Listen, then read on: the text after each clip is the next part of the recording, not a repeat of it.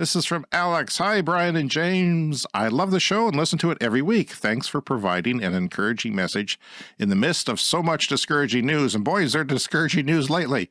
I work in sustainability, so people often ask me about the service life of solar PV panels. Those are solar panels that produce electricity, and the challenges with recycling them, because, word gets around on Facebook and other crap social media things where people want to disparage renewable energy. And, what about that? Well, there hasn't been much of a need to recycle batteries or recycle solar panels, but yeah, they're figuring out ways now that they're finally doing it. But he says, I'd love to share that although their warranty of solar panels is typically 25 years, and that's what yours and mine are on our roofs, that just protects against panel output dropping below 20%, dropping more than 20% compared to the initial rated output. So after 25 years, you're protected that it's going to give you at least 80% of what you got when you get it, because they go down. Some people say 1% a year, but that depends where you live. Manufacturers are happy to offer this warranty since the so-called degradation usually levels off at only 10%. PV panels have no moving parts, so they don't wear out, although the mounting systems may if they are single or dual access trackers. I'm looking at you, Barry. The panels themselves are typically taken out of service only because they are being replaced with newer models that are more productive. As I expect you already know, this is called repowering. And what of the old panels? Well, the original PV cell developed by Bell Labs in 1954 is still in the Smithsonian Institution collection and producing power. 70 years later, 70 years later, we have a link to that he provided. So there's a long second life for PV panels after they are taken out of service to make way for more efficient units. Often the second life is in the developing world like sub-Saharan Africa, where entrepreneurs assisted by organizations like Solar Sister, solarsister.org, if you want to look up more on that, they use them to charge mobile phones and e-bikes, and I went and watched a bunch of videos from Solar Sisters, and they also mentioned fans. Yeah, to keep cool. Cooling fans. So, again, he says, I love the show. Thanks for inspiring those of us that are in the biz. Regards, Alex. And you know what? With all the negative news, we have listeners who are actually doing something. And God speed to you people. Thank you. What a great letter. And I love learning something new and something great like that. And I did a lot of video watching, trying to find information. I found it really hard to find information on this. But, when I had my solar panels on my roof installed, I asked, because I know they're improving, I said, at what point, because they go down in the amount of output they give over time, not much, but a little bit over time, is there some point in the future where I might want to just replace them because it might be worth my while with panels that produce 20% more, or maybe 30% more because the panels are degraded with the new technology. The newer panels are 20% more or something like that. And at some point, he couldn't fathom that. The installer couldn't fathom that. But it's something that people do if you have a connection to the grid and maybe that connection is bigger than the land you have. You might be incentivized as a business to upgrade to newer panels because they're improving. And I think they're going to improve a lot over the next 10 years or so. It might be worthwhile doing that. But the old panels are still worthwhile. And most of them are working perfectly well. And maybe, because they can change lives in Africa. Yeah, if there was a way I could replace my panels, because of course bifacial panels is the other big development since you and I installed our panels. So I could, theoretically, take the panels off my roof. And I have limited space, right, that faces south. Like I've got 31 panels facing mostly south on my house, and I don't really have anywhere else to put them if I wanted to expand and put up more panels. So, be great if I could take those ones off, send them to Africa, put some bifacial panels up there in the same spot, and maybe increase my output by 30%, maybe even 50% with bifacial panels. I think that's just fantastic because I often love when I hear about solar helping the poorest people in the world. Like I donated to a charity a few years ago, not much, but a few bucks that made one family happy, where you can donate for a little solar panel with a little light attached. And the charities said, how much it changes people's lives to have that. And one of the Solar Sisters videos that are on YouTube, there was a teacher that could prepare lesson plans at night after the sun went down that she couldn't do before, and that improves everything. And of course, you have access to maybe secondhand cell phones, smartphones that will eventually make their way to Africa, hopefully, or places that are developing countries. And then you have access to education, but you need the energy in a village, if you're in a village in rural areas, to charge that phone, or maybe charge an e-bike to go get water. That's something that happens, and things like that, or an e-motorcycle. You need the power to do that. So I'm very optimistic and very excited about the potential for solar empowering people in developing countries to get an education. I mean, when you think about AI is going to make people literate. It's going to teach people not only their own language, but maybe other languages. It's the possibilities are endless. And if you don't have a teacher in your village, the AI maybe is not as good as a human, but because the human touch is, I think, always going to be desirable. But an education from AI is maybe better than none, and that will help people get out of poverty, which really excites me. Brian, this is from the Africa Oil and Gas Report. I found this on the internet. With rapid technological development of mobile module technology, that's solar module, in the last decade alone, new modules are attractive to power plant operators for economic reasons due to their higher output, as we were talking about, and same surface area, so you get more out of the same area, more electricity.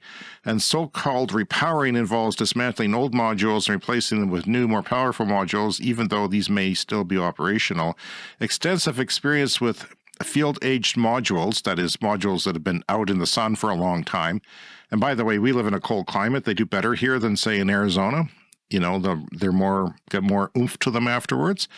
And that would be true for much of Europe and places like that. So the Solar Lab laboratory reveals that even after more than two decades of operation, the majority of modules exhibit almost no performance degradation, particularly at sites with a temperature climate as found in Central Europe.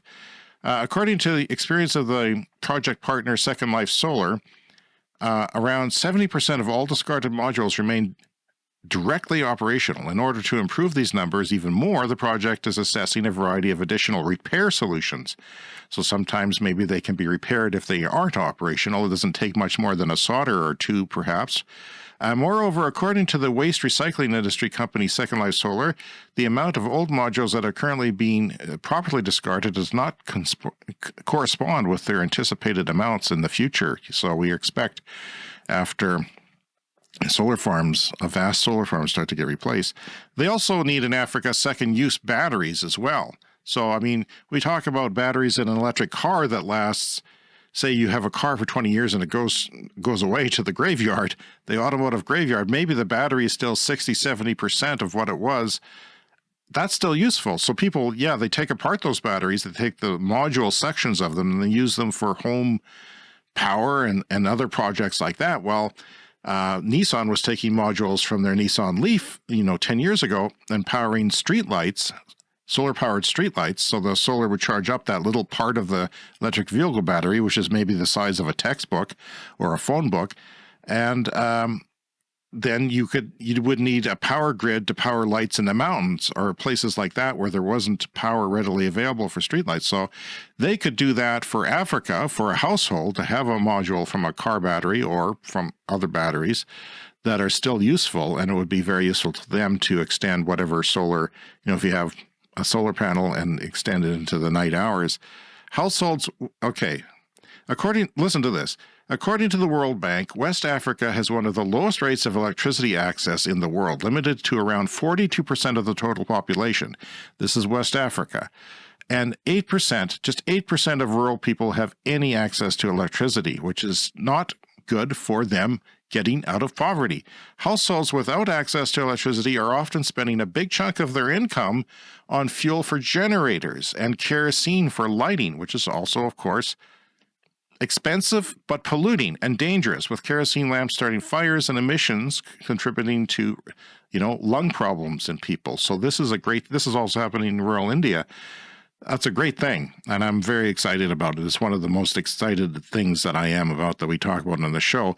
One solar panel person per person. This is a concept tweeted recently by Jesse Peltan.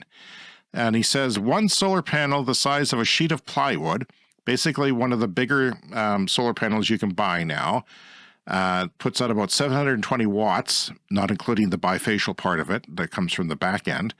One solar panel the size of a sheet of plywood can generate enough electricity to lift a person out of energy poverty. Not poverty, energy poverty. A single sheet of plywood, that's how much space we're talking about. 10 sheets of plywood per person would get them to the American levels of electricity on average of energy that they use, just 10 panels. But that's not just household use, Brian. That's total electricity, like homes, industry, everything that person relies on. 10 panels would power everything to the American level. Now, you can get panels that are over 700 watts or so now, but that's before, like I said, the bifacial gain. The panel I'm using for this example, he says, is warranted to 87% of its initial output after 30 years. That's crazy. They're getting so good now.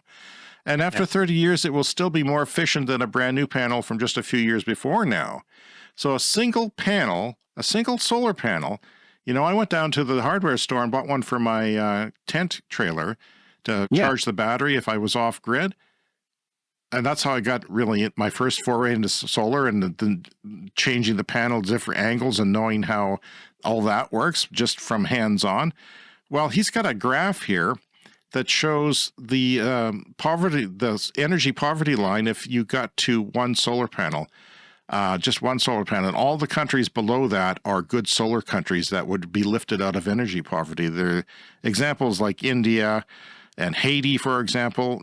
All the places that are poorest have really great solar and would be easily lifted out of energy poverty with one panel. I mean, one panel is not free, but if you're recycling them, like our listener has said, and you put to a second use, that's amazing. And Clean Technica picked up on this social media post and did an article about it. And there was also a New York Times editorial quoted in this Clean Technica article, and it says this: in today's digital world, nothing matters more to individual well-being than energy. Access to electricity determines fundamental aspects of individuals' lives, like whether they are healthy or have a job.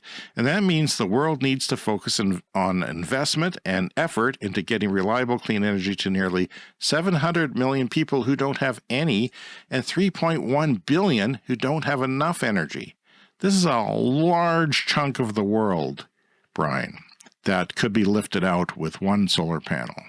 And there's going to be a lot of them. We need to support organizations, and I encourage our listeners to do that, to seek out people who are doing that, because it makes a big difference. I mean, you can give a few bucks to somebody, and it doesn't change their life. Solar changes lives, and that's an amazing thing.